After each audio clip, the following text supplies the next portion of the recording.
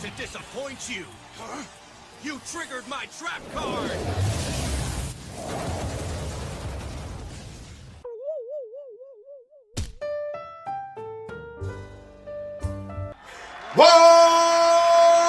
What's up, nerds and nerdettes and wee little nerdlings all? It's your buddy Big John and G for Two Gun Pixie presents Legendary Gaming! Woo! What's up? I had a lot of fun, although there was a couple of problems in the technical side of it, but I had a lot of fun doing the unboxing for the deluxe edition of the Kickstarter Tiny Epic M.E.C.H.s. Yeah! Woo! That looks really fun. They always deliver good quality games, and the item meeples that they've been using are top notch, and these look even better. It's, you know, you're thinking to yourself, what else could they do with item meeples? Well, instead of putting things on them, why don't we also add on the ability to put them in things? Brilliant. Brilliant. But you know, just because it looks good doesn't mean it is good. And we won't know if it's good until we play the game. Probably several times. But in order to play the game, we're going to have to set the baby up first. So why don't I meet you down at the table and we'll set up Tiny Epic M.E.C.H.s.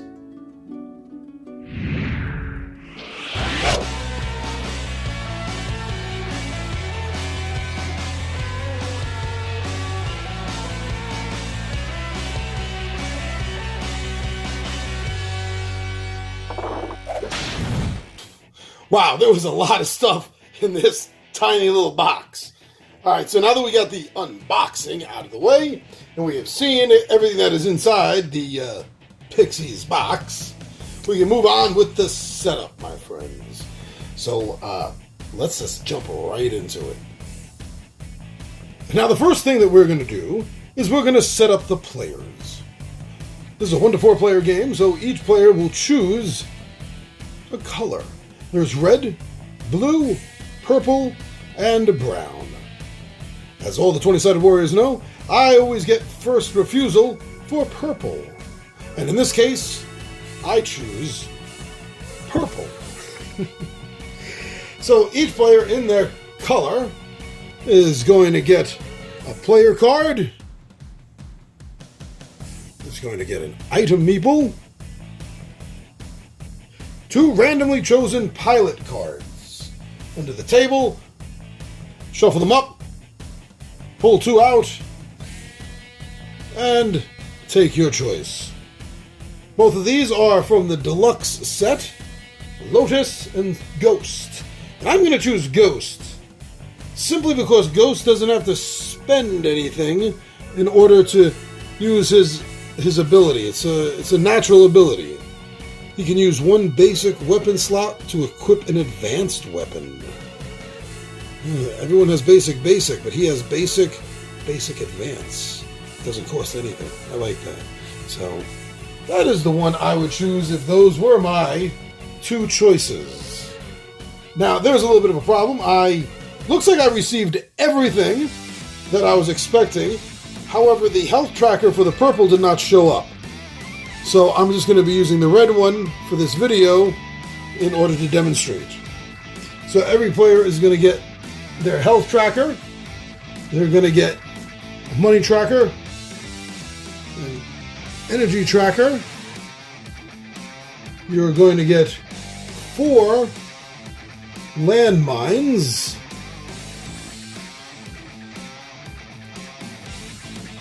You're going to get your score tracker. 3 turrets. Oh, and let's not forget, you're going to get some mech armor in your color. Both the money or the credit tracker and your energy tracker will start at the 3 spot. You will also receive an ad hoc card in your color. 1, 2, 3, 4, 5, 6, 7, 8 program cards. And every player's program cards are the same. And the final thing that the player is going to want to hold on to for the moment, until we set up the board itself, is you're going to want to hold on to your base. And least I forget, because they forgot, your health will start at the maximum spot. Now we're ready for the battlefield part, as I like to call it. We've already set up the players. Now it's time to set up the arena and everything around it. So we're going to start by gathering up the 21 zone cards. Well, we've already removed the appropriate color for the players in the game, and if it is less than 4 players, the remaining will be put aside. We're also going to pull aside the Mighty M.E.C.H.s card for the moment, and that will leave us with the remaining resource cards right here. Resource cards are what's going to be making up the bulk of the field, with the exception of your headquarters, your base, and the Mighty M.E.C.H. That'll be all of these. Depending on the number of players, we'll decide on the shape of the arena, how you are going to make the layout. So I've set this up for a 3-player game. In a 3-player game, this is the way it's going to start.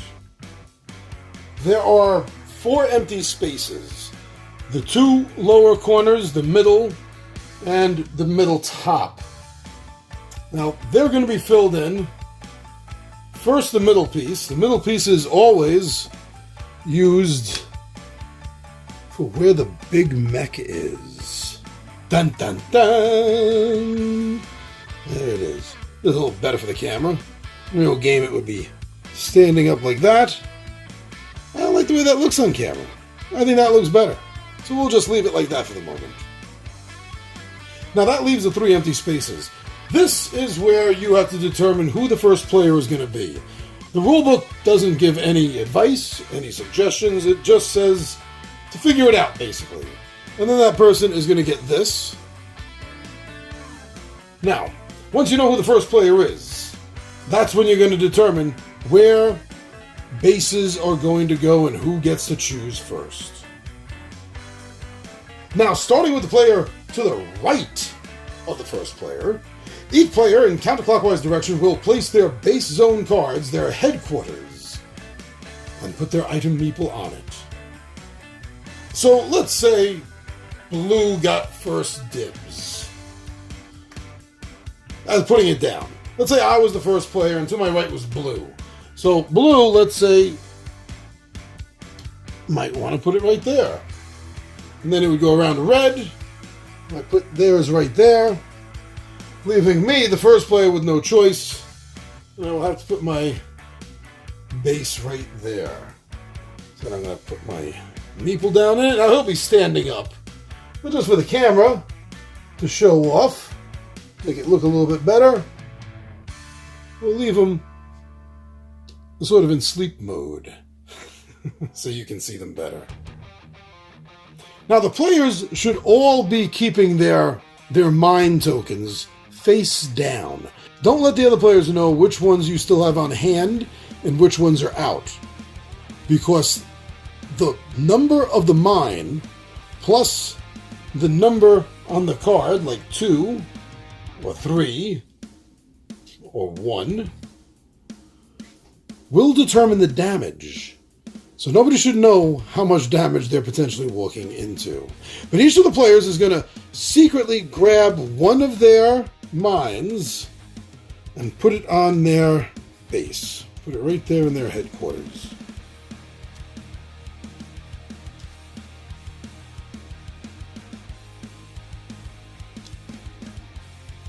The round card and the score card should be put within easy reach off to the side. The round token will be placed in the first spot. Each player's score token will be placed near, though not actually on, the 1 spot. And make sure that when you do place them down, that you are not going to place the 40 plus side up. No, you're not going to do that till after you get 40 points, and you have to start back at 1. Starting the game, you'll be starting it on the blank side. Whoops. Near the 1, not on the board. Also, you're going to have enough space off to the side somewhere to put down the Mighty M.E.C.H.s card. You'll be putting it down either for the Force Field having Sparta 3000 or the Supercharged Troy 3000. I like the Force Field one. So you put that down off to the side of the board as well, just waiting for somebody to hop into it. You're going to want to make sure that you're going to want to leave all of your weapon items somewhere nice and handy, because you're going to be needing that stack a lot. And you're going to separate out the basic weapons from the advanced weapons. Each player is going to be given a riot shield, energy sword, pulse pistol, and a grenade launcher. Each player then secretly selects one of the basic 4 weapons. Doesn't tell the other players. Not until everyone has picked one. And then, BAM! Then you reveal to everyone what you have picked. The remaining basic cards will be set up in stacked order for possible purchase during the game.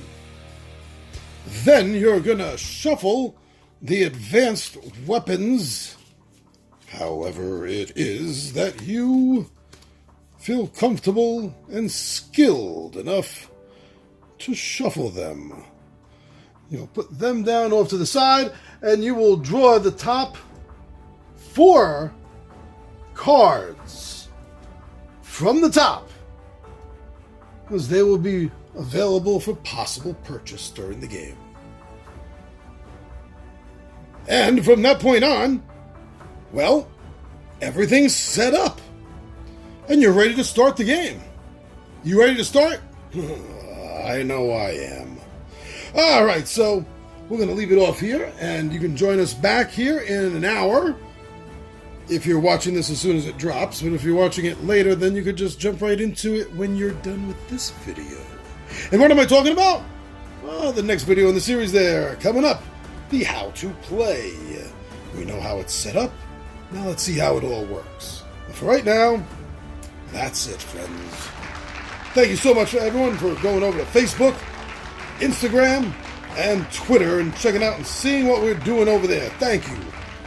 Also, a great big shout out to everyone that's been going over to the Two Gun Pixie Zazzle store and looking at some of the t-shirts, hats, mugs, and other items that we have designs on, RPG inspired, and some just general things that sounded nerdy. So thank you for going, checking it out, and taking a look and see if there's anything there that you may like, or maybe there's something you might spot for someone else. Very awesome. Thank you very much, everyone. And, of course, thank you for coming here. Coming over here to our home on YouTube. You watch our videos, you subscribe to the channel, you like and you comment. And the best thank you of all is, as you know, is when you share our videos with someone else, or on another site, or a fan page or something. That's absolutely great. Thank you so much, everyone, for doing that. That's the best way to say thank you to us. So thank you for checking out the video. I'm your buddy Big John at G for Two Gun Pixie Presents Legendary Gaming. And my friends, I am